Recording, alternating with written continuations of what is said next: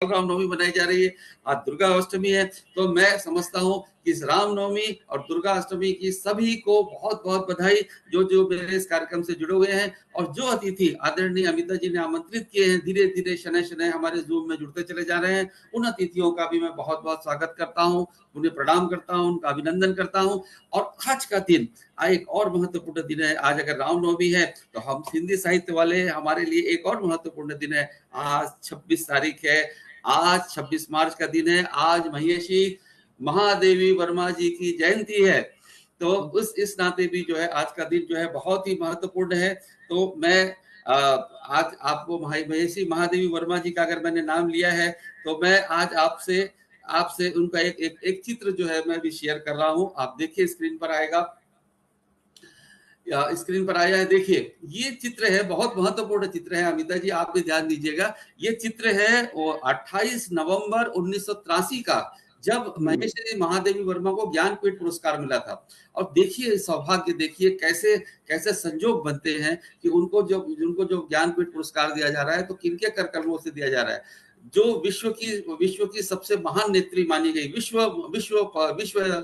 इतिहास में, जिन्हें मार्गरेट थ्रेचर जिसने आयरन लेडी के नाम से जाना जाता था, अपने समय ब्रिटेन की वो प्रधानमंत्री थी मार्गरेट थ्रेचर, उस समय उनके कर कमलों के द्वारा जो है वो महादेवी जी को वो ज्ञानपीठ पुरस्कार जो है दिया जा रहा है। और उन्होंने जो भाषण दिया था महादेवी जी के सम्मान में, वो भी बहुत महत्वपूर्ण है। हम हिंदी प्रेमी जो है इस बात को जानकर बहुत गदगद हो जाते हैं कि हमारी जो महेशी हैं, जो मुझे व्यक्तिगत रूप से भी बहुत अतिशय प्रिय है, आज उनकी जयंती है। मैं उनको नमन करता हूँ। और ये चित्र मैंने आप सब लोग को इसलिए शेयर किया कि बहुत सारे लोगों को ये जानकारी नहीं थी, तो ये जानकारी आपको हो जाए कि मार्गरेट थ्रेचर जो है, जो स्त्री शक्ति का प्रतीक मानी जाती है, आयरन लेडी मानी जाती रही है, उनके द्वारा जो है महेशी को जो है यह जो है उनको जो है ज्ञानपीठ पुरस्कार उस समय दिया गया था। यह तारीख थी 28 नवंबर 1983 की।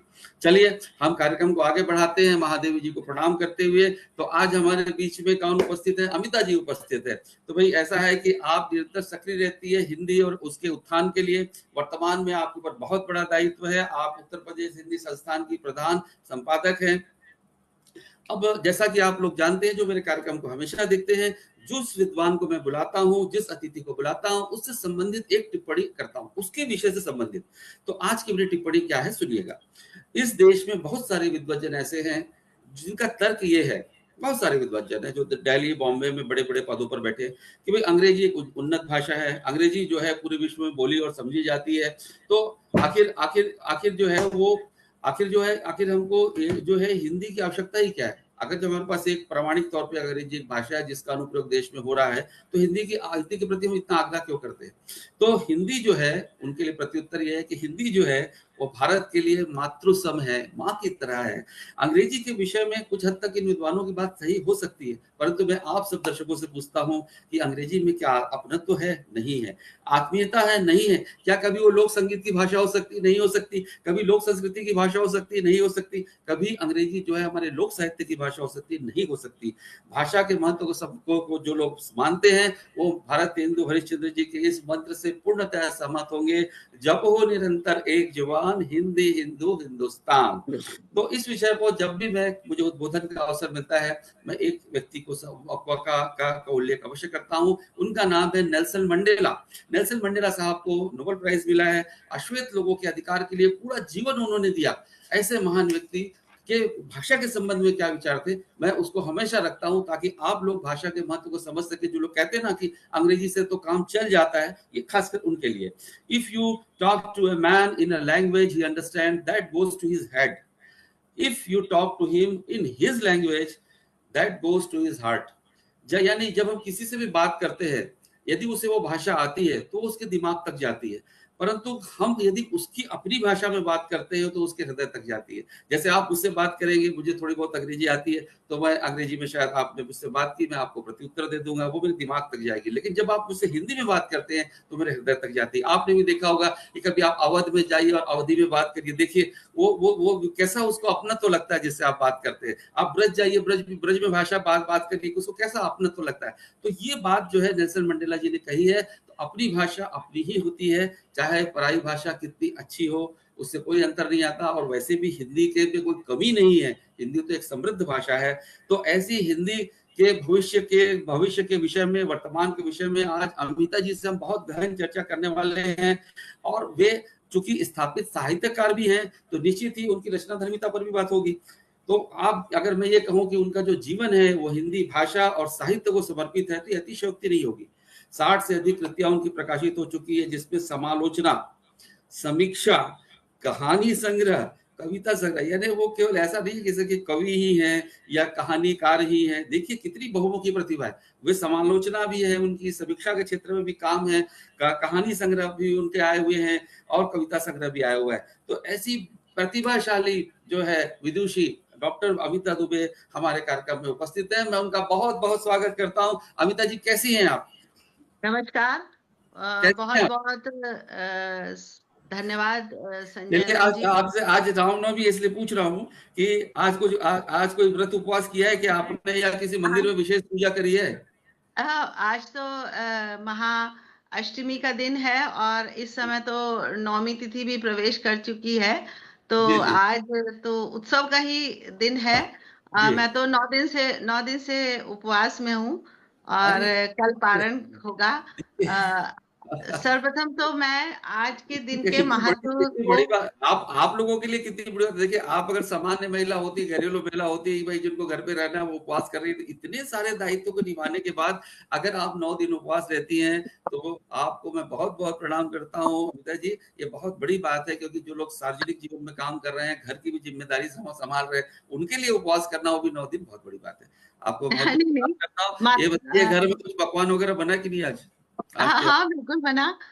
माता भगवती, माता सरस्वती शक्ति मैं देती है। खाती नहीं, मैं सिर्फ पूछ रहा हूँ। हाँ बहुत बहुत कुछ बना है। आइए, आपका स्वागत है। अब हम कार्यक्रम आरंभ कर रहे हैं। तो सबसे जी पहले संजय जी, ऐसा है कि आप उत्तर प्रदेश हिंदी संस्थान की प्रधान संपादक हैं, तो संस्थान के उद्देश्य और कार्य के विषय में आप थोड़ा संक्षिप्त जानकारी दीजिए कि ये जी संस्थान है बिल्कुल। क्या, इसका उद्देश्य क्या, इसके बारे में बताइए। जी बहुत सारगर्भित प्रश्न किया डॉक्टर संजय नंद जी ने। इस मंच के माध्यम से मैं आज महादेवी वर्मा जी की स्मृति को नमन करना चाहती हूँ और अत्यंत गर्व के साथ आपके साथ ये बात भी बांटना चाहती हूँ कि उत्तर प्रदेश हिंदी संस्थान को भी सौभाग्य प्राप्त है कि हमारा प्रथम भारत भारती सम्मान, जो उत्तर प्रदेश हिंदी संस्थान का सर्वोच्च सम्मान माना जाता है और बहुत प्रतिष्ठित सम्मान माना जाता है, वो प्रथम भारत भारती सम्मान महादेवी वर्मा जी को प्रदान किया गया था 1983 में। और वो दिन था 14 सितंबर 1983 का दिन।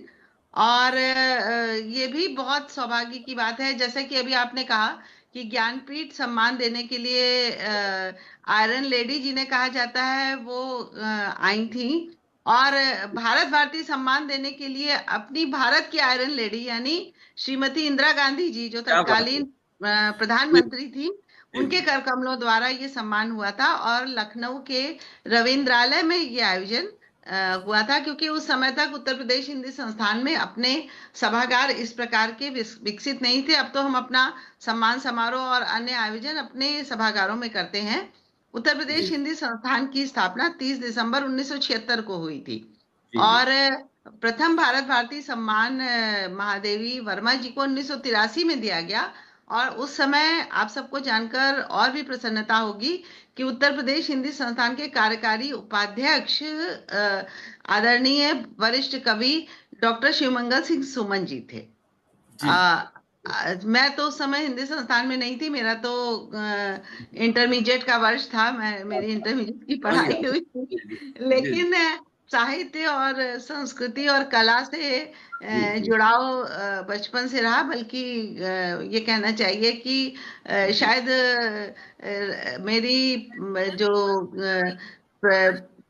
स्थितियां हैं, मेरी पारिवारिक परिस्थितियां थी, उसने मुझे साहित्य के प्रति आकर्षित किया और बचपन से ही मेरा ध्यान साहित्य संस्कृति की ओर रहा, जबकि विज्ञान विषय की मैंने पढ़ाई की। लेकिन मैं हिंदी संस्थान के बारे में बात आपसे कर रही थी। तो 30 दिसंबर 1976 को इसकी स्थापना हुई, यानी अब हिंदी संस्थान अपने 50वें वर्ष में प्रवेश कर गया है। 50 वर्ष का एक आधार है और उस आधार को अगर हम बात करें तो पहले कार्यकारी उपाध्यक्ष के रूप में आचार्य हजारी प्रसाद द्विवेदी जी का आशीर्वाद मिला, और पहले निदेशक के रूप में ठाकुर प्रसाद सिंह जी, जो सुप्रसिद्ध नवगीतकार और सूचना विभाग में उपाध्यक्ष उपनिदेशक के पद पर थे उस समय, वो सहायक निदेशक के पद पर, उन्हें पहला निदेशक बनाया गया हिंदी संस्थान का। और बाद में इसका पुनर्गठन हुआ, और ये वो पहले और अंतिम प्रशासनिक अधिकारी के रूप में, निदेशक के रूप में उनकी नियुक्ति हुई थी। और फिर हिंदी संस्थान में वरिष्ठ प्रशासनिक अधिकारियों की नियुक्ति निदेशक के रूप में होती रही है, और अनेक साहित्यकार निदेशक भी हमारे बीच आए। अनेक ऐसे प्रशासनिक अधिकारी भी आए जिन्होंने हिंदी संस्थान आने से पहले हिंदी और साहित्य के प्रति उनके मन में उतनी उत्कंठा भी नहीं थी, उतना समर्पण का भाव भी नहीं था, लेकिन यहाँ से जाने के बाद उनके मन में हिंदी साहित्य और हिंदी के प्रति एक गहरी भावना जुड़ती चली गई, और उन्होंने जहां भी काम किया हिंदी के उत्थान की बात की। तो ये हिंदी संस्थान का एक सर आपने संक्षिप्त परिचय दिया। मैं आपको जानकर बहुत अच्छा लगेगा अमिता जी, आपको भी संतोष होगा, प्रसन्नता होगी। आज अभी फेसबुक में नीदरलैंड से डॉक्टर ऋतुनंदन पांडे जी जुड़ी हुई, उन्होंने आपको आज के कार्यक्रम के लिए बहुत बहुत बधाई दी है। फेसबुक में रायपुर से वरिष्ठ हिंदी साहित्यकार और आपके हिंदी संस्थान से सम्मानित गिरीश पंकज जी जुड़े हुए हैं, उन्होंने भी आपको बहुत बहुत आज के कार्यक्रम के लिए बधाई दी है। विनय श्रीवास्तव जी है, मेरे व्यक्तिगत उनसे परिचय नहीं है, वे भी जुड़े हुए हैं इस कार्यक्रम से। आलोक कुमार दुबे जी, उनका कहना है कि नमस्कार सर, आपके पहले प्रश्न से हिंदी साहित्य संस्थान के बारे में जानकारी हम सभी को मिल रही है, आपका बहुत बहुत धन्यवाद। तो देखिए अब जो हमारे कार्यक्रम में पूरे विश्व से लोग जुड़ते चले जा रहे हैं, जैसे जैसे कार्यक्रम आगे बढ़ेगा अमिता जी और भी लोग जुड़ते चले जाएंगे। अब मेरा आपका जो अगला प्रश्न है थोड़ा गंभीर प्रश्न है, ध्यान से सुनिएगा। प्रश्न मेरा ये है कि देखिए हिंदी साहित्य की अगर हम बात करें तो हिंदी साहित्य काफी समृद्ध है। आप देखिए हर दिन कहीं ना कहीं पे भी कोई संगोष्ठी होती है, कोई कवि गोष्ठी होती है, कहीं वो पुस्तकों का विमोचन होता है। देश के आप किसी भी शहर में चले जाइए, पंजाब से लेके जहाँ जहाँ हिंदी बोली समझी जाती है, चाहे उड़ीसा तक आप चले जाइए जहाँ हिंदी भाषी नहीं, वहां पर भी हिंदी का प्रभाव पड़ता है। तो हिंदी साहित्य की दृष्टि से देखें तो हिंदी साहित्य के रूप में भाषा बहुत समृद्ध है।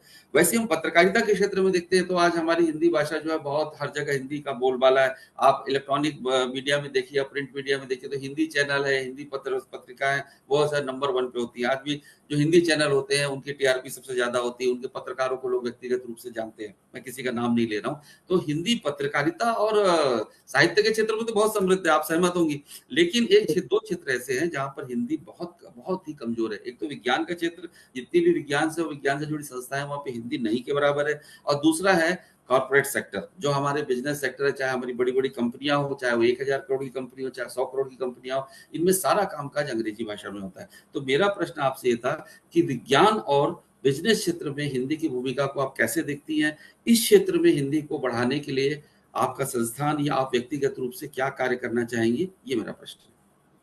बहुत समीचीन प्रश्न है, और आज के समय में जब हम हिंदी के वैश्विक महत्व की बात करते हैं तो मैं हिंदी को केवल साहित्य की भाषा नहीं मानती जी।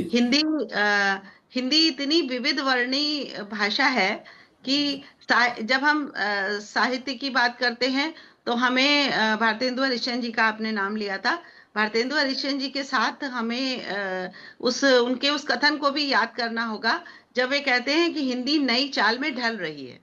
वे 19वीं शताब्दी में ये बात कहते हैं, और 19वीं शताब्दी के पूर्वार्ध में अगर हिंदी नई चाल में ढल रही थी भारतेंदु जी के शब्दों में, तो वो हिंदी आज तक नई चाल में ढलती चली जा रही है। और हिंदी केवल एक भाषा नहीं है अनंत जी, हिंदी एक संस्कृति है, हिंदी एक विचार है, हिंदी एक संभावना है, और हिंदी हमारी अस्मिता है जी। हिंदी को हम एक नदी की भांति भी मान सकते हैं जो निरंतर प्रवाहमान रहती है, कलकल कलकल कलकल कलकल ध्वनि के साथ। अपने विभिन्न रूपों में हमें आकर्षित करती है।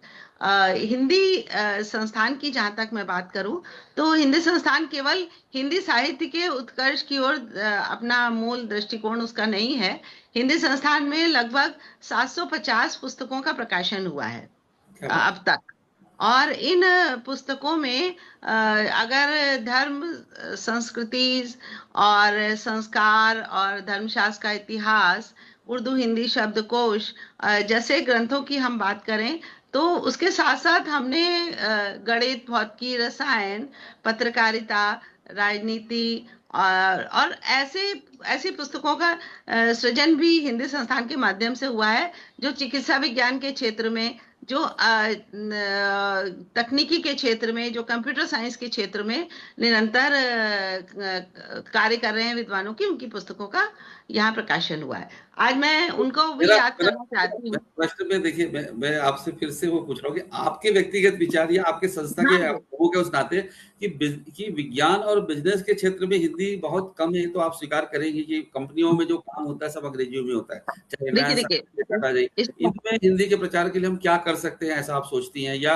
विज्ञान की संस्था है, उनमें भी आपने देखा होगा कि बहुत कम हिंदी है, तो इन संस्थाओं में हम क्या कर सकते हैं? ये मतलब मैं आपको व्यक्तिगत रूप से जानना चाहता हूँ, और आप इस संस्था के प्रमुख है, इस नाते भी क्या आप प्रयास कर सकती हैं, ये बताइए। मैं बता रही हूँ कि अगर हम विज्ञान के क्षेत्र की बात करें, तो सबसे पहले तो हमें इस बात पर भी ध्यान देना होगा कि हिंदी भाषा जो है अपनी देवनागरी लिपि के साथ बहुत तकनीकी से समृद्ध भाषा है। वैज्ञानिक भाषा और वैज्ञानिक लिपि के रूप में इसे स्वीकार किया गया है विश्व भर में।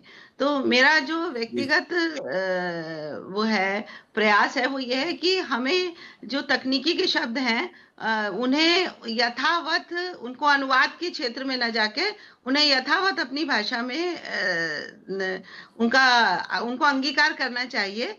और इससे क्या होता है कि हमारी भाषा निरंतर समृद्ध होती है। अगर हम अंग्रेजी का शब्दकोश देखें, तो अंग्रेजी के शब्दकोश में अंग्रेजी के शब्दों के अतिरिक्त अन्य भारतीय भाषाओं के साथ साथ अन्य विदेशी भाषाओं से लिए हुए शब्दों का एक प्रचुर भंडार है। तो जी, तो यही स्थिति हिंदी की भी है कि जैसे जैसे हिंदी का विकास विश्व स्तर पर होता जा रहा है, जैसे अभी आपने अनेक देशों की बात की जहां हिंदी की स्थिति बहुत समृद्ध है, और जहां जहां भारतीय जाते हैं वहां वहां हिंदी जाती है और वो अपने सुंदर स्वरूप में आगे बढ़ती है। लेकिन विज्ञान के क्षेत्र में अगर हम कहें, तो ये आपकी बात सही है कि विज्ञान के क्षेत्र में अभी हिंदी का उतनी स्वीकार्यता, या कॉर्पोरेट सेक्शन में इतनी स्वीकार्यता नहीं है। लेकिन फिर भी आप एक बात पर ध्यान दीजिए कि जो कॉर्पोरेट सेक्टर में जो काम करते हैं, वो आपस में भले ही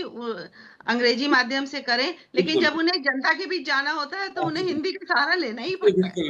उनके विज्ञापन हिंदी में आते हैं, जब जनता के बीच में हो जाते हैं तो हिंदी में ही बात करते हैं। और आपस में भी जब भी जितने भी कॉर्पोरेट सेक्टर में, खुद कॉर्पोरेट्स में काम किया हुआ व्यक्ति हो, तो हम लोग भी जब प्रेजेंटेशन देते थे तो हम लोग अंग्रेजी में देते थे, पर बाकी हम लोग जब आपस में बात करते तो हिंदी में ही करते थे। तो सवाल तो हिंदी, और वो जैसे कि आपने नेल्सन मंडेला जी की बात की, अपनी भाषा में ही आती है, अपनी भाषा में बात करते तो आपने आती है। अभी देखिए, आपने जो बात कही ना, उस बात को मैं पूर्ण करके आगे बढ़ता हूँ। उसमें ये था जैसे मध्य प्रदेश सरकार ने एक प्रयास किया है कि मेडिकल कॉलेज में उन्होंने एक प्रयास किया है मध्य प्रदेश में कि हिंदी में पढ़ाई हो। तो उन्होंने ये कहा कि जो टर्मिनोलॉजी होगी, यानी शब्द, यानी वाक्य जो हिंदी में बनेगा, शब्द जैसे कि लीवर में इन्फेक्शन है, तो लीवर इन्फेक्शन शब्दों को यथावत ले लिया, लीवर को यथावत ले लिया, अब लीवर में इन्फेक्शन, यानी कि बीच का रास्ता उन्होंने निकाला और काफी सफल रहा है। मैं आपको बताऊं, इस प्रकार से हिंदी जो है वो प्रयास कर रही है। और मैं चाहूंगा कि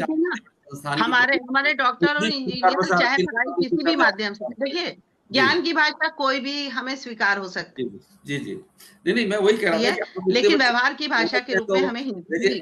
मैं आपसे रिक्वेस्ट भी तो कर रहा हूँ कि देखिए, क्या आप इतनी बड़ी संस्था की प्रमुख है, तो मैं चाहता हूँ कि आप अपने कार्यकाल में प्रयास करिए कि हिंदी जो है वो साहित्य में तो है, पत्रकारिता में हम सफल हैं, जिस क्षेत्र में सफल नहीं है उनमें हमको सफलता मिले। विज्ञान के क्षेत्र में आप ऐसे हमारा प्रयास निरंतर रहता है, क्योंकि हम लोग जो है ना, जो आपको बताएं कि परास्नातक और स्नातक स्तर के संदर्भ पुस्तकों का प्रकाशन हिंदी संस्थान के माध्यम से होता है।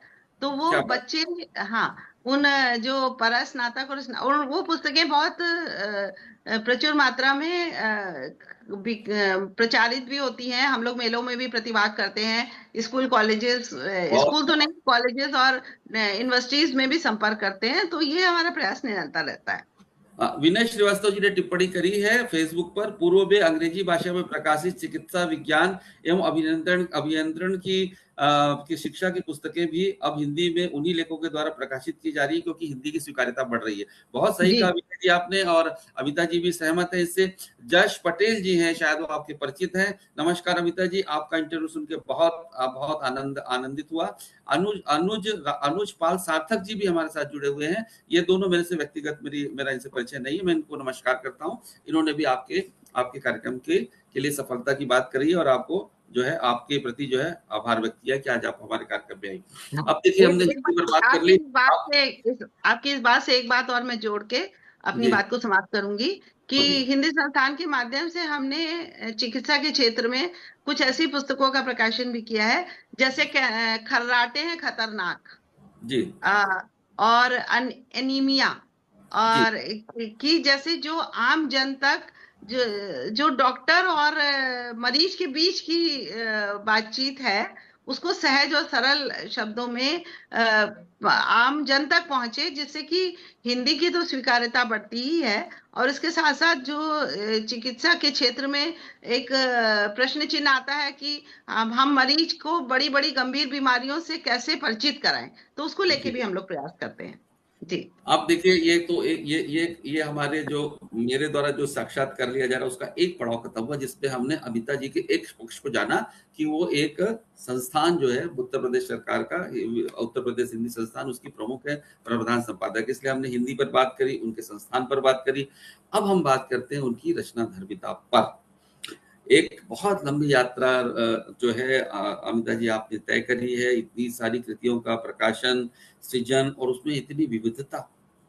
केवल कवि होती तो सिर्फ कविता लिखती, या कथाकार होती तो सिर्फ कथा लिखती, पर इतनी विविधता जिसमें हिंदी साहित्य समालोचना, समीक्षा, उपन्यास, कहानी संग्रह, कविता, यानी कुछ नहीं छोड़ा उन्होंने। बहुमुखी प्रतिभा। अपनी इस साहित्य सृजन की गौरवशाली यात्रा को आप कैसे देखती हैं? मैं आपसे ही पूछूंगा कि ये जो इतनी आपने एक लंबी यात्रा तय करी है साहित्य सृजन की, सब इतने सारे क्षेत्रों में आपने साहित्य की इतनी विधाओं में काम किया है, तो आपने साहित्य सृजन की इस गौरवशाली यात्रा को आप कैसे देखती हैं? एक प्रश्न, और उसी से जुड़ा हुआ दूसरा प्रश्न, आप अपनी रचनाधर्मिता को कैसे परिभाषित करेंगी? आप उत्तर दीजिए। हाँ, देखिए, आज का दिन महेशी महादेवी वर्मा की स्मृति को नमन करने का दिन है, तो मैं उनकी ही एक रचना सब अपने श्रोताओं को और अपने जो इस कार्यक्रम को सुन रहे हैं उसकी ओर उनका ध्यान आकर्षित करना चाहती हूँ। महादेवी वर्मा जी ने 1930-32 के आसपास श्रृंखला की कड़ियां शीर्षक एक उनका निबंध संग्रह प्रकाशित हुआ था, और वो श्रृंखला की कड़ियां मुझे लगता है कि स्त्री संदर्भों में, स्त्री विमर्श में और स्त्री जीवन के उत्कर्ष में मील का पत्थर कृति है वो। क्योंकि जो 1932 में के आसपास, यानी 19वीं शताब्दी के 30वें दशक में, जब महादेवी जी उन स्त्रियों के रहन सहन, जीवन, शिक्षा के महत्व और अपनी अभिव्यक्ति की स्वतंत्रता के साथ साथ पारिवारिक जीवन की समरसता पर बात करती हैं, तो मुझे उनकी पंक्तियां बहुत प्रेरणादायी लगी, निश्चित रूप से, क्योंकि महादेवी जी स्वयं एक साहित्यकार होने के छायावादी स्तंभ के रूप में उन्हें याद किया जाता है कविता के क्षेत्र में भी, और उन्होंने वो एक शिक्षिका भी थी। उनकी पढ़ाई हुई छात्राएं दुनिया भर में न जाने कहाँ साहित्य के क्षेत्र में, शिक्षा के क्षेत्र में और विभिन्न क्षेत्रों में अपनी अच्छी प्रस्तुतियां दे रही हैं।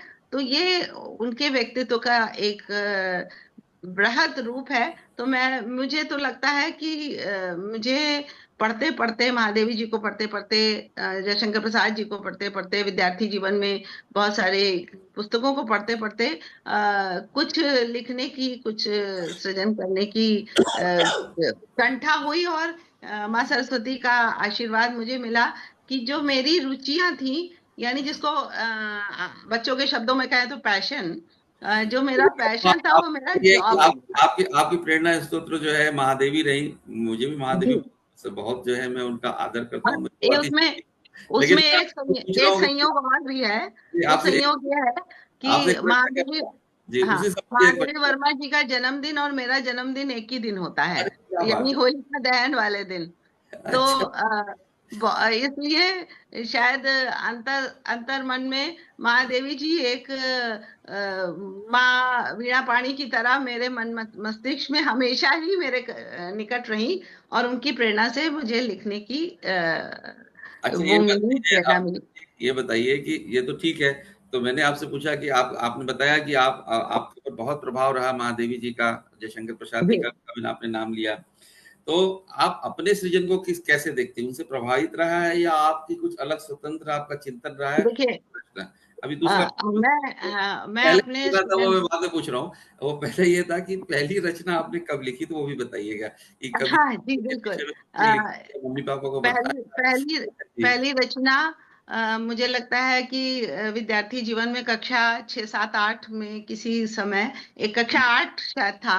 और जी, वो जो स्कूल विद्यालय की मैगजीन होती है, उसके लिए पहली कविता लिखी थी मैंने। और वो दुर्भाग्य से या कहिए, या उस समय हम लोगों के पास इतनी ज्ञान ही नहीं रहता था कि इसे भी संभाल के रखनी है। तो अच्छा, वो कहीं वो कविता मेरे पास सुरक्षित नहीं हुई। जी, लेकिन ठीक ठाक तरीके से अगर कहा जाए तो एक मेरा इंटर के बाद ग्रेजुएशन का पहला साल था, और मैंने महादेवी वर्मा जी पर अ, 3 आलेख एक साथ लिखे। क्या बात! और वो उनकी जयंती के, हाँ जी, जयंती के और हाथ से लिखे। फोटो स्टेट का तो वो समय भी नहीं था। जी, और वो कार्बन लगा के लिखा, और कार्बन कॉपी मेरे पास रही, और मैं जाके उसको लखनऊ के 3 अखबारों में एक साथ दे आई, नवजीवन, स्वतंत्र भारत और आज। और संयोग देखिए कि तीनों अखबारों में एक साथ 26 मार्च को ही, आज का दिन, इसलिए मैं आपको याद जी, जी। दिलाना भी चाह रही हूँ, और आपके माध्यम से आज मैं गर्व से भर भी रही हूँ कि आज वो दिन है जब मेरे 3 अखबारों में एक साथ आलेख प्रकाशित हुए महादेवी वर्मा जी पर। तो क्या इसको तो मैं ये चलूँ, आपके आपके साहित्य लेखन में महादेवी जी का बहुत प्रभाव रहा। आप जी स्वीकार करेंगे इस बिल्कुल। बात को? चलिए, अब हम आगे अब आपसे जो चर्चा हुई थी उस बात पर मैं आज बात कर रहा हूँ, जो हमारी आपकी एक जो निजी चर्चा हुई थी उस पर मैं बात जी कर रहा जी हूँ। वो ऐसा जी है कि रामायण और रामचरितमानस, ये 2 जी ऐसे हमारे, एक रामायण संस्कृत में हो गया वाल्मीकि कृत, और रामचरितमानस तुलसीदास जी ने जो लिखा वो। जी इसका प्रभाव हमारे हिंदी साहित्य और साहित्यकारों पर हमेशा से रहा, ये तो जी है। एक वामपंथी आंदोलन को हम छोड़ देते हैं, पर जितने राष्ट्रवादी जो हमारे लेखक कवि हुए उन पर प्रभाव रहा। जैसे हमारे राष्ट्र कवि मैथिली शरण गुप्त जी का जो साकेत है महाकाव्य, उसका उसका जो नौवा नौवा सर्ग है, उसमें उन्होंने उर्मिला को याद किया है। जैसे वो पात्र क्या। जो मुख्य रूप से जो है वो किसी कारणवश जो है रामचरितमानस या रामायण में विशेष रूप से उल्लेखित नहीं हुए, लेकिन उनका उनकी त्याग तपस्या किसी भी दृष्टि से कम नहीं थी। तो ऐसा ही पात्र उर्मिला थी, जिसके ऊपर मैंने बताया कि साकेत के 90वें सर्ग में जो है उर्मिला को समर्पित है, हमारे राष्ट्र कवि ने लिखा। फिर उसी विषय पर जो है बालकृष्ण नवीन जी का खंड काव्य आता है उर्मिला के ऊपर। एक और हमारे बड़े साहित्यकार हैं अयोध्या सिंह उपाध्याय हरिवंश जी, जिनको हरिवंश के नाम से जाने जाते हैं, उन्होंने भी उर्मिला पे कविता लिखी है। परंतु एक पात्र और है जो छूट रहा था, वो है शत्रुघ्न। तो जी रामचंद्र जी के अगर हम 4 भाई हैं, तो रामायण का राम जी का उल्लेख हो गया, लक्ष्मण जी का उल्लेख हो गया, उनके साथ गए भरत जी की वाहवाही हो गई कि उन्होंने जो है वो जो है उनके उनके चरण पादुका को लेकर वो उतने वर्षों तक उनका उनका उनका शासन, उनके उनके आधिपत्य को स्वीकार करते हुए चलाया।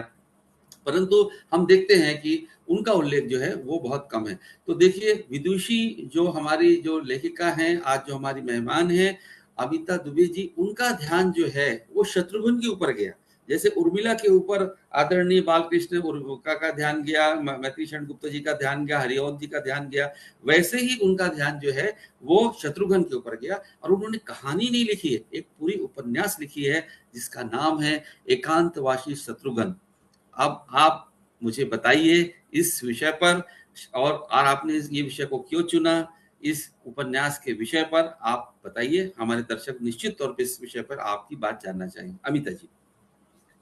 बहुत आज का दिन भी बड़ा सौभाग्यशाली दिन है। आज जी रामनवमी की बिल्कुल बिल्कुल अब दोपहर के बाद रामनवमी लग गई है, तो हम बिल्कुल। रामनवमी भी आज के दिन उत्सव के रूप में जी मना सकते हैं। तो जी जी नवमी तिथि चैत्र मास की नवमी तिथि को ही दशरथ नंदन, जी चारों दशरथ नंदनों का जन्म होता है। राम जी, लक्ष्मण जी, भरत जी और शत्रुघ्न जी।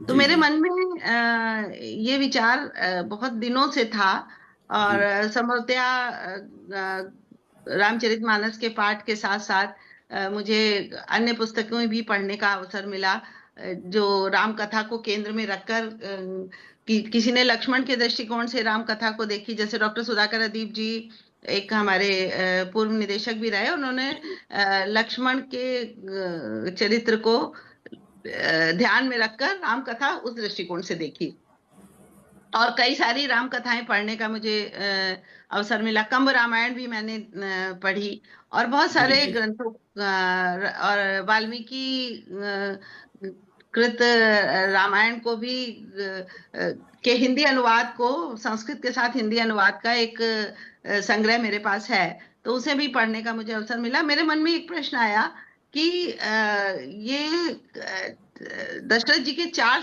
पुत्र हैं, और चारों पुत्रों में 3 पुत्रों को राम जी तो चरित्र नायक ही हैं, जिनके चारों ओर राम कथा के साथ साथ अयोध्या की कथा भी लिखी जानी थी। और उस लक्ष्मण जी उनके अनुज हैं, उनके सहगामी रहते हैं। और भरत जी को भरत सम भाई कोई दूसरा इस संसार में नहीं माना गया। तो शत्रुघ्न जी उन 14 वर्षों में क्या कर रहे थे जी जब जी रामचंद्र जी और लक्ष्मण जी वन में थे, और भरत जी नंदीग्राम में थे? तो उन 14 वर्षों में शत्रुघ्न जी क्या कर रहे थे? जी और ये विचार मेरे मन में बहुत दिनों से था। मैंने बहुत सारे ग्रंथों को देखने का प्रयास भी किया। कुछ जी खंडकाव्य मुझे मिले जो शत्रुघ्न चरित्र को लेकर लिखे गए, लेकिन उनमें भी उत्तर रामचरित्र में शत्रुघ्न को दर्शाया गया, जब वो मथुरा के लवणासुर का वध करते हैं, और वहां से वो शत्रुघ्न शत्रुघ्न हो जाते हैं। लेकिन उन 14 वर्षों में शत्रुघ्न के जीवन में क्या हो रहा था, इस पर मुझे कुछ पढ़ने को और देखने को नहीं मिला। और उसी बीच आ गया कोरोना का वो कठिन समय, जब पहला लॉकडाउन था, और बहुत अजीब सी स्थितियां थी। तो जब हम विपरीत परिस्थितियों में जाते हैं, तो निश्चित रूप से हम रामचरितमानस की ओर लौटते हैं, क्योंकि रामचरितमानस हमारे जीवन की आचार संहिता निर्धारित करने वाला मानक ग्रंथ है। और अगर उस ग्रंथ की बात हम करें, तो हमें अगर किसी भी समस्या से हम दो दो चार हो रहे हैं, तो उसका समाधान हमें रामचरितमानस की किसी ना किसी चौपाई में, किसी ना किसी रूप में अवश्य मिल जाता है। तो यही स्थिति मेरे साथ हुई। मेरे पतिदेव कोरोना की ड्यूटी में थे, और उनका जाना, हम सब लॉकडाउन को एक प्रकार से कहें, पहला लॉकडाउन तो हम लोग उसको, कोई खाना बना रहा है, कोई कुछ पढ़ रहा है, कोई कुछ संगीत की गायन कर रहा है, इस तरह की भूमिका में रहे। और मेरे पति जी को जो है वो नियमित कोरोना के वार्ड में ड्यूटी करनी, और सैंपलिंग से जुड़े और कोरोना के मरीजों के साथ ही जी रहना पड़ता जी था। जी तो मेरे उस एकांत को जब ये जाते थे, और शाम तक या कभी कभी 2 2 3 3 दिन भी नहीं आना होता था, तो उस एकांत को और उस जो मेरे ऐसे क्षण थे जिन्हें मैं विस्मृत करना चाहती थी। तो मुझे रामचरितमानस का अध्ययन करने का भी कुछ मन किया, कुछ पढ़ा भी, लेकिन फिर मेरे मन में वही शत्रुघ्न जी पर कुछ लिखने का विचार आया। और देखिए, जब हम पौराणिक पात्रों पर काम करते हैं तो जो सबसे कठिन बात होती है वो तत्समय की भाषा की होती है, कि हम उस भाषा को कैसे, आज के परिप्रेक्ष्य में उस भाषा को कैसे संवारें। क्योंकि आज का पाठक केवल संस्कृत निष्ठ भाषा का अगर हम प्रयोग करें जो रामायण काल में बोली जाती होगी, तो अगर उस परिष्कृत भाषा के साथ हम आगे बढ़ते हैं तो निश्चित रूप से हम अपने पात्रों को, अपनी घटनाओं को आज के परिप्रेक्ष्य से नहीं जोड़ सकते। तो मैंने उस उपन्यास को प्रारंभ किया और दादी और पोते के संवाद के रूप में उसको प्रारंभ किया। क्या बात है। तो दर्शकों, हमने देखा कि आज जो है एक हमें ऐसी उपन्यास जो आप सबको अवश्य पढ़नी चाहिए, आदरणीय अमिता जी ने लिखी है। तो ये उपन्यास वैसी उपन्यास नहीं है जैसी सामान्य तौर पर हिंदी साहित्य के बुक स्टॉल पर उपलब्ध होती है। एक बहुत ही रोचक विषय है, जिस पात्र के विषय का हम नाम तो सब जानते हैं, राम लक्ष्मण भरत शत्रुघ्न, लेकिन सबके बारे में हम शायद अधिक जानते हैं, शत्रुघ्न जी के विषय में कम जानते हैं। तो शत्रुघ्न जी के विषय में अगर आप जानना चाहते हो, उनकी महिमा, उनके कर्तव्य को, उनके त्याग को अगर समझना चाहते हैं, तो आपको आदरणीय अमिता जी की ये कृति अवश्य पढ़नी चाहिए। और मैं आगे बढ़ता हूँ।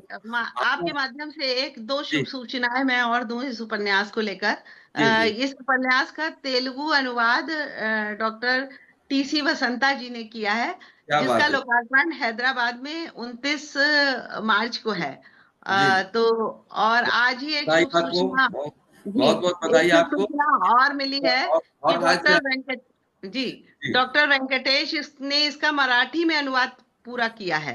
आज उन्होंने मुझे बधाई दी कि रामनवमी की बधाई, और मैंने इसका अनुवाद जो है वो मराठी में पूरा किया है। और उन्होंने अच्छी बात यह है कि उन्होंने पहले वसंता जी के वो तेलुगु भाषी भी हैं और मराठी भाषी भी हैं, तो वो उन्होंने तेलुगु भाषी अनुवाद को पढ़ा, तब मुझसे हिंदी वाला की पुस्तक मांगी और फिर उसको मराठी में अनुवाद करने का इससे क्या प्रमाणित हुआ? इससे ये प्रमाणित हुआ कि जो आपका तेलुगु में अनुवाद हुआ है बहुत ही प्रामाणिक हुआ है, क्योंकि एक योग्य पाठक ने उसे पढ़ा और वो उसको पढ़ने के बाद, अनुवाद को पढ़ने के बाद ही प्रभावित हुआ, तब वो आपकी जो ओरिजिनल कृति है, यानी आपने जो हिंदी में लिखा है, जो मूल कृति है, उसका वो अपनी भाषा यानी मराठी भाषा में भी अनुवाद करने जा रहे हैं। सबसे अच्छा ये लगा कि शत्रुघ्न के बारे में लोग जानना चाहते हैं। आप दर्शक देख रहे हैं कि उन्होंने कितना महत्वपूर्ण काम किया है कि रामायण का एक पात्र, जैसे उर्मिला जी के ऊपर तो बहुत सारे हमारे विद्वज्जन जो थे उन्होंने काम किया, लेकिन जो एक पात्र जो है शत्रुघ्न छूट रहे थे, उनके ऊपर उन्होंने एक कहानी ना, एक पूरी की पूरी उपन्यास लिखी। और हमारे भारत की दो प्रमुख भाषाएं तेलुगु और मराठी में इसका अनुवाद हो रहा है। तो तेलुगु में तो हो चुका है, जिसका विमोचन आने वाले समय में होने जा रहा है, और मराठी में वह कार्य में है, जैसे बहुत जल्दी मराठी में भी उपलब्ध हो जाएगा। तो मैं बहुत बहुत बधाई देता हूं। और अभी जो है फेसबुक पे मैं पुनः लौट रहा हूं, उसपे मैं टिप्पणी पढ़ रहा हूं। उसमें जश पटेल जी लिखते हैं कि अहिंदी भाषी लेखकों को हिंदी प्रदेश के हिंदी भाषी के लोगों की जानकारी होनी चाहिए, अहिंदी भाषी को प्रोत्साहन दिया जाना चाहिए, उनका ऐसा कहना है। फिर विनय श्रीवास्तव जी ने लिखा कि बहुत सुंदर अमिता जी, आपके महादेवी पर केंद्रित आलेख 3 पत्रों में एक ही दिन प्रकाशित हुए, वो भी आपके विद्यार्थी जीवन में, इसकी उन्होंने बधाई दी आपको। फिर विनय श्रीवास्तव जी ने अभी जो मैंने टिप्पणी की है एकांत शत्रुघ्न तेलुगु और मराठी अनुवाद के लिए, उन्होंने आपको बधाई दी है। और जश पटेल जी ने, शायद तो आपके व्यक्तिगत परिचित है, वो लिखते हैं कि अमिता जी, मेरी उपन्यास मौत की देवी में शत्रुघ्न का उल्लेख किया है। ठीक है, ऐसा जो है ये मैं आपके ऊपर जो है फेसबुक पर जो हमारे दर्शक जो पूरे विश्व से देख रहे हैं, वो जो कमेंट्स करते जा रहे हैं, अपने विचार लिखते जा रहे हैं, वो मैंने पढ़कर सुनाया। अब हम जो है, हमारे पास सब समय बहुत सीमित बचा हुआ है, तो मैं अब आपसे बात करूंगा आपकी दो पुरस्कृत कृतियों के बारे में, एक सुखमनी कथा संग्रह और दूसरा पुनर्वास। कथा संग्रह आपके पुरस्कृत है, तो मैं जानना चाहूंगा कि इन कथा संग्रह की विषय वस्तु क्या थी, संक्षेप में बताइएगा।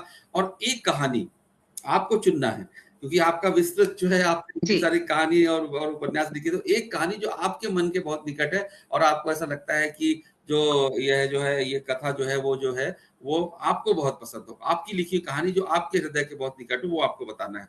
और इसके इस अच्छा प्रश्न का आप उत्तर दें उसके पहले मैं एक उल्लेख और कर दूं, हमारे साथ सुनंदा सक्सेना जी जुड़ी हुई हैं द फिल्म फाउंडेशन ट्रस्ट में, मेरे साथ मेरी सहयोगी हैं, और आपका बहुत बहुत स्वागत है सुनंदा दीदी, हमारे साथ जो है जूम में जुड़ी हुई है। और उन्होंने अभी आपके जो मैंने अभी आपसे ये पुस्तक की हम लोगों ने चर्चा की थी, एकांत प्रिय शत्रुघ्न, तो उन्होंने लिखा है अभी अपने अपने कमेंट्स में कि भाई मैं ये पुस्तक जरूर पढ़ना चाहूंगी, पुस्तक कहाँ उपलब्ध है, मुझे उपलब्ध कराई जाए। तो आप बता दीजिए कौन सा प्रकाशक है, जरूर वो लेकर पढ़ना चाहेंगे आप ये पुस्तक। तो बोधि प्रकाशन जयपुर से प्रकाशित है। जी, जी, बहुत बहुत बोधि वो बोधि बहुत प्रकाशन हैं, जयपुर बहुत से। पढ़ती हैं, बहुत सारा अनुवाद कार्य उन्होंने किया है, सुनंदा जी ने, उनके पतिदेव भी बहुत योग्य हैं, उन्होंने भी बहुत सारा अनुवाद कार्य किया है। तो वो मेरी बहुत करीबी रही है फिल्म फाउंडेशन में, आज भी मेरी बहुत बहुत सहयोगी है, मेरी बड़ी दीदी है।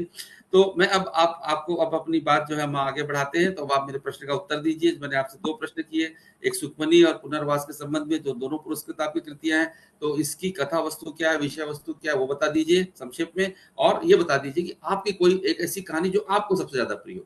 तो जी अमिता जी, आपको बताइए। हाँ जी, मेरा सौभाग्य है कि मैंने ये जो पीएचडी है वो जी, गजानन माधव मुक्तिबोध के मुक्ति काव्य बोध। में आक्रोश का स्वर, जी, ये मेरी पीएचडी का विषय रहा।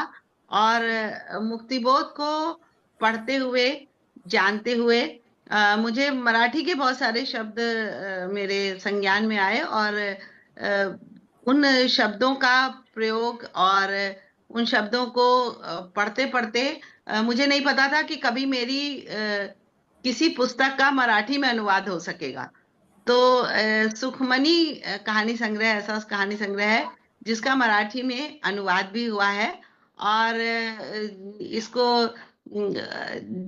इसके मराठी संस्करण की भी बहुत सारी प्रशंसा हुई है।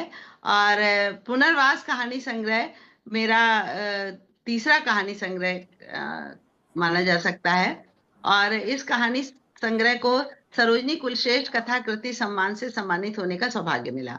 जहां तक सुखमनी की बात है, तो सुखमनी में मेरी विभिन्न कहानी प्रतियोगिताओं में मेरी कहानियां पुरस्कृत हुई, और उन पुरस्कृत कहानियों का एक संग्रह सुखमनी है, और जी, उस कहानी संग्रह को गजानन माधव मुक्तिबोध सम्मान मिलने का सौभाग्य मिला। तो मेरी कथा वस्तु, अगर आप मेरी कहानियों की कथा वस्तु की बात करें, तो मैं 2 बातें आपसे साझा करती हूँ।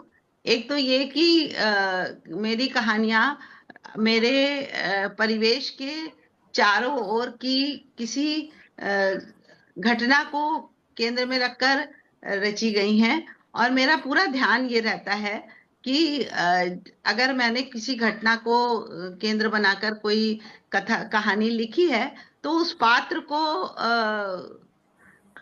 हम उसकी अनुभूति को तो जाने, उसकी समस्या को जाने, उसके कष्टों को जाने, लेकिन उसे नाम लेके इंगित ना कर सके। ये एक कथाकार का मुझे लगता है बहुत बड़ा दायित्व भी होता है कि हम समाज के सामने उस घटना को चित्रित तो करें, लेकिन उसे पहचाना ना जा सके। इसमें मैं अपनी एक कहानी की बात करती हूँ जो मुझे बहुत प्रिय भी है, और वो कहानी है डर। जी, डर कहानी मेरी पुरस्कृत कहानियों में से एक कहानी है। जी, डर कहानी एक सच्ची घटना पर आधारित कहानी है, जिसमें मेरी एक सखी को, उसको उसके परिवार में या उसके पति ने जला के मार दिया था। जी, और वो घटना मुझे मेरे मन पर बहुत दिनों तक हावी रही। और मेरी और जो साथ की सहेलियां थी, उन्होंने कहा कि तुम तो लिखती हो, इस घटना को तुमको जरूर उसके लिए कुछ लिखना चाहिए।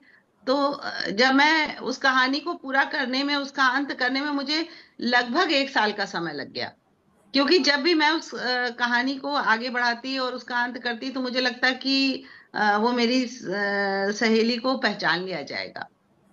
और हम समाज के सामने एक आदर्श रखना चाहते हैं, आदर्श समाज की निर्मिति करना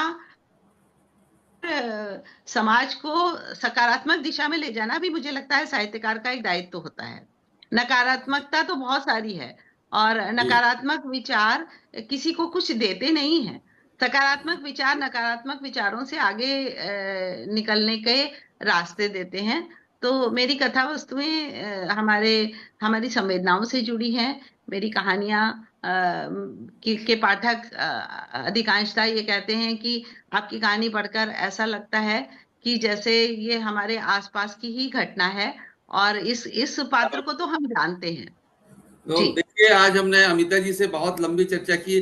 देखिए, ये बात ऐसी है मित्रों, आप भी सहमत होंगे कि इतना बड़ा विशाल व्यक्तित्व है, तो हम तो केवल अगर उनको एक उत्तर प्रदेश हिंदी संस्थान की प्रमुख के नाते भी अगर हम उनसे बात करें तो 1 से 1.5 घंटे बात हो सकती है, परंतु एक समय सीमा होती है एक हर कार्यक्रम की। तो मेरे कार्यक्रम की जो समय सीमा थी वो 10 मिनट ऊपर हो चुकी है, परंतु उनका जो कार्य क्षेत्र इतना लंबा है कि मैंने प्रयास किया कि उनके जीवन के सभी पहलुओं को हम छू पाए, उनके कृतित्व व्यक्तित्व को हम जान पाए। तो एक छोटे से साक्षात्कार में ऐसा संभव नहीं होता है कि इतने विशाल व्यक्तित्व को जिसकी इतनी विविधता हो, इतनी बहुमुखी प्रतिभा हो, उसके सभी विषयों पर हम बात कर पाए।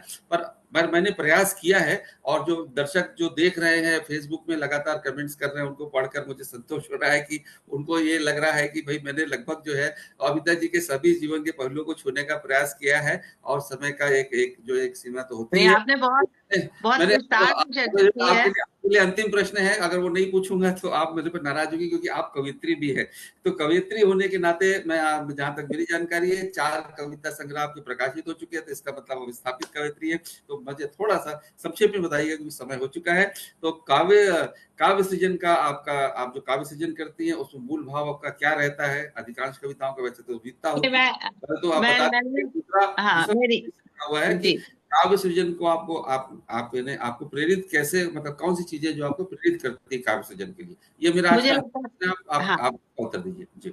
हाँ, मुझे लगता है कि कविता हर रचनाकार की पहली प्रस्तुति के रूप में आती है, और बाद में हम अपनी विधाओं को तय करते हैं। तो मेरी 2 कविता संग्रह डोंगरी में अनुदित हुए हैं, एक माँ हो जाना और यादें पिता की। तो मैं जीवन में माता पिता जीवन भर तो हमारे साथ नहीं रहते, तो मेरे पिताजी का जब महाप्रस्थान हुआ, उसके बाद उनको लेकर मैंने एक बहुत लंबी कविता लिखी। और उस पिता को मैंने पिता को हमेशा घर की मजबूत छत के रूप में देखा, जो बनी होती है मोरंग से, जिसकी गहराई में तरलता होती है। इस रूप में मैंने अपने पिता को देखा, और उनकी प्रेरणा, उनका आशीर्वाद और उनका निरंतर मुझे आगे बढ़ाते रहने का जो उनका संकल्प था, उसने मुझे बहुत प्रेरणा दी। तो और मेरे जीवन में जितने भी पति के रूप में, मित्र के रूप में, पुत्र के रूप में जितने भी पुरुष पात्र मेरे जीवन में आए, सभी मुझे सकारात्मक मिले, और सबने मेरी उपलब्धियों को बहुत निकटता से देखा और सराहा। तो ये मैं अपने को सौभाग्यशाली मानती हूँ, और माँ भगवती का बहुत आशीर्वाद है। तो यादें पिता की तो मुझे लगा ये तो बड़ी बड़ी निजी सी कविता है, तो इस निजी सी कविता को मैंने यादें पिता की में पिता को संदर्भित किया, और आदि पिता से लेके विवश पिता कृष्ण तक, और सन्यासी पिता बुद्ध तक की चर्चा की उस पुस्तक को। और भाई निर्मल जी को ये कृति बहुत पसंद आई, यशपाल निर्मल जी को, और उन्होंने उसका डोंगरी में अनुवाद किया। तो देखिए दर्शकों, मैं आपसे कहना चाहूंगा कि जो समय समाप्त हो गया। आदरणीय अमिता जी, मैं क्षमा चाह रहा हूँ, आप इतनी वरिष्ठ बीच में टोकना पड़ा आपको। लेकिन देखिए, आप ये देखिए कि वो केवल हिंदी तक सीमित नहीं है, और केवल हिंदी संस्थान तक सीमित नहीं है, उनकी प्रतिभा को देखिए, समझिए। और आप जितने दर्शक मेरे साथ फेसबुक में जुड़े हुए सहमत होंगे कि वो बहुमुखी हैं। यही आप इसका प्रमाण देख लीजिए कि उनकी कृतियां जो है मराठी में, तेलुगु में, डोगरी में अनुवादित हुई हैं।